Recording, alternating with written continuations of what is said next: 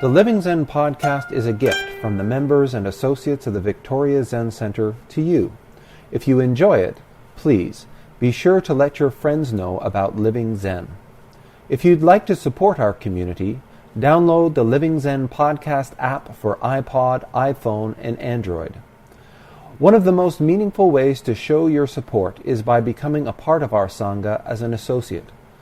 Your commitment of $10 a month will ensure that offerings like the Living Zen podcast and our online e-Zendo will continue to be available around the world to everyone with an interest in truly living Zen.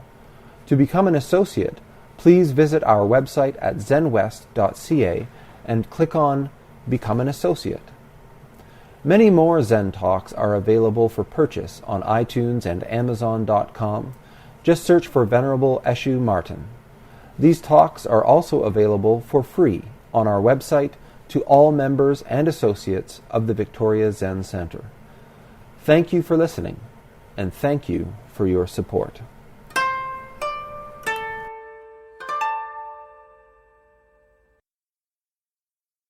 How would you direct someone who wants to meditate but is just too, I've run into people that are too fearful, too agitated, and too anxious. Mm-hmm. So they start sitting and they're maybe there for a minute, and then all the stuff is right there in front of them and they just cannot stand it.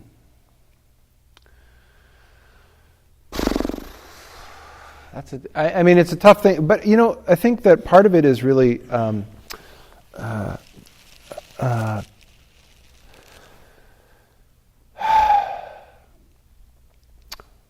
so what happens in the meditation that causes all this stuff to come up? That's always the question, right?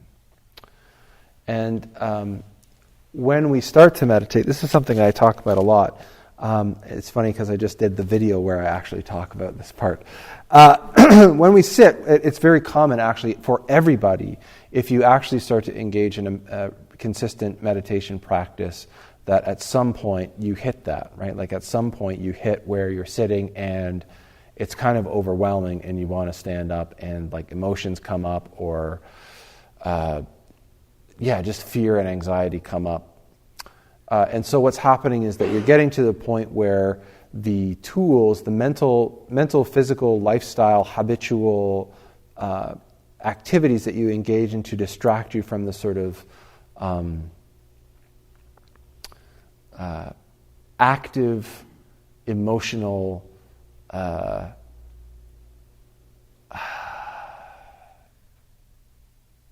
sort of latent emotional mass that we all have.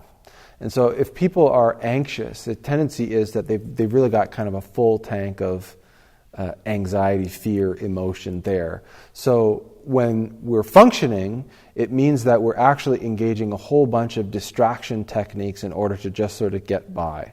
What meditation is very good at is actually shutting those down, like allowing the distractions, the sort of busyness of the mind and body habits to just slow down.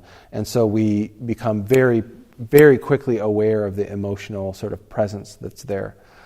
And so it's important to understand that we have tools that we're using already to sort of cope with the emotional mass. And certain ones are healthier than other ones, right?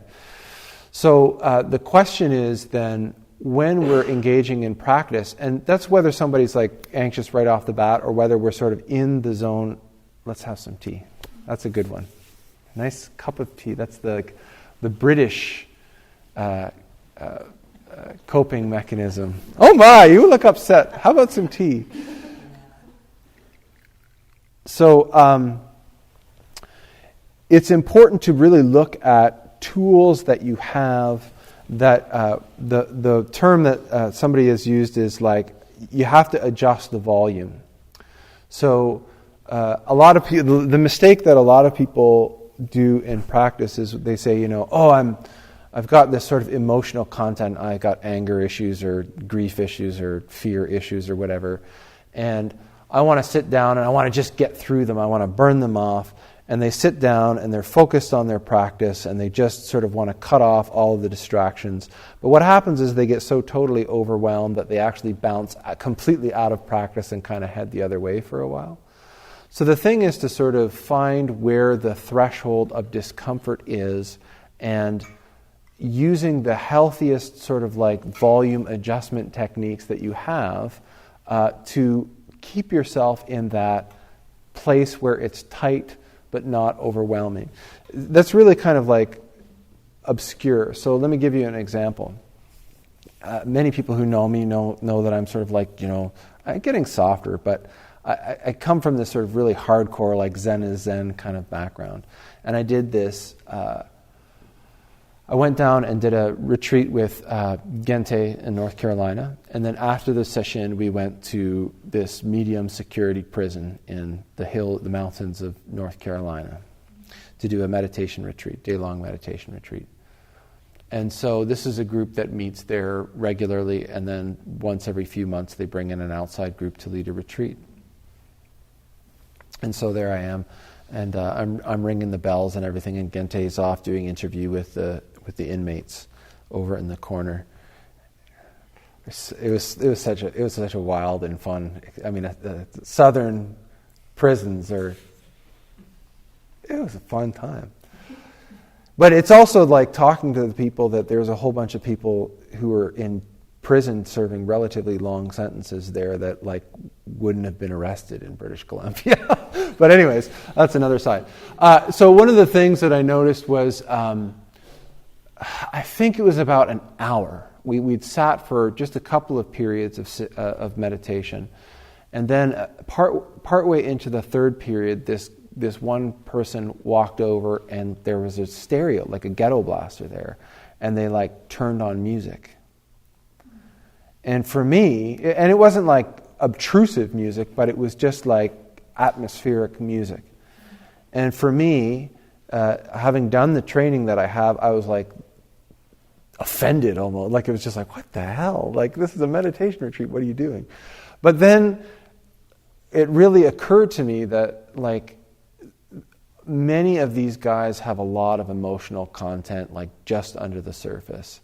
And an hour of sitting meditation kind of cuts through a lot of stuff and gets to the point where it's getting pretty uncomfortable for them to continue just operating in this very, I mean, they get lots of quiet time, really. So what I realized was that this was the component of the meditation retreat that allowed them to continue to sit. But it just took it was just enough distraction that they weren't getting overwhelmed by the emotional content of what was coming up. So I think that things like, if somebody has, anxiety, I think things like guided meditations or even listening to sort of atmospheric music, physical meditations are another one. So like yoga, tai chi, qigong, these kinds of meditations are also really great because they allow you to sort of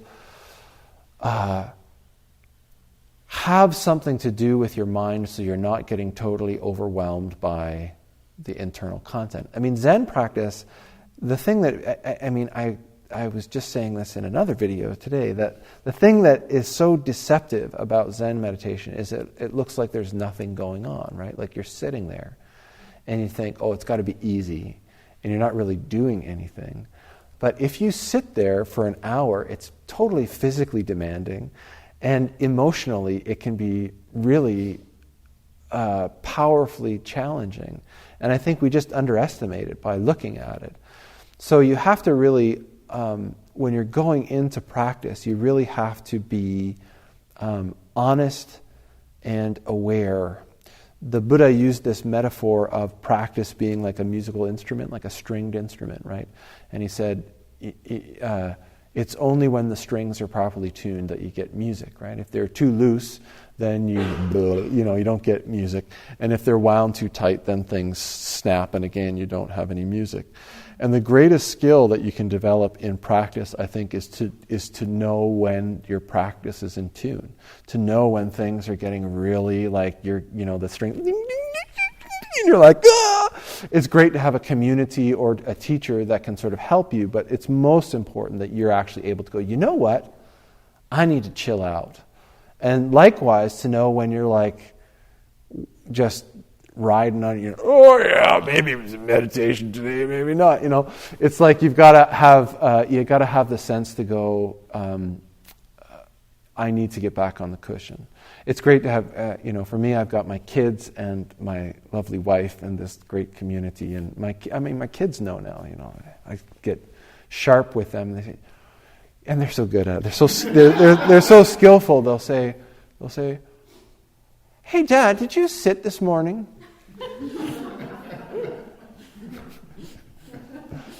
Why do you ask? And then they just kind of walk away, right? Like seed has been planted. So it's so I think that's the challenge. My mother-in-law is very much like this as well. And when I first started talking about meditation with her, I was just like, just sit down and shut up and practice, right? But it's just it's overwhelming for some people to just like that. Even the idea, just sit there and do nothing and be quiet is just like, So you've got to, listening to music is a great one, or just sort of,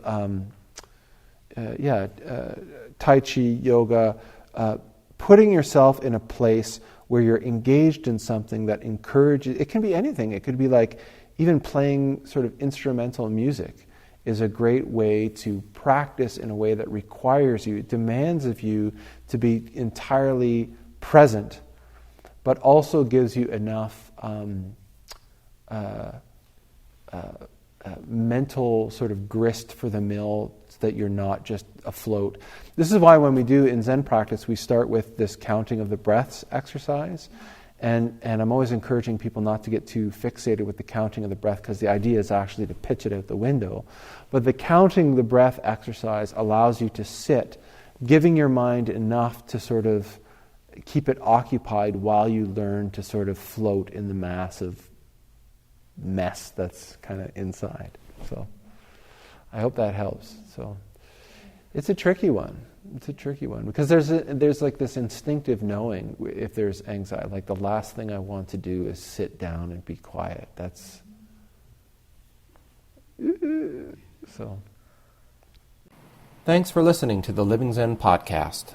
If you follow Living Zen through iTunes, I would very much appreciate it if you would take a moment to let me know what you think about it by rating or reviewing the podcast, so that new listeners can also hear what you have to say. Thank you for your time and for your support.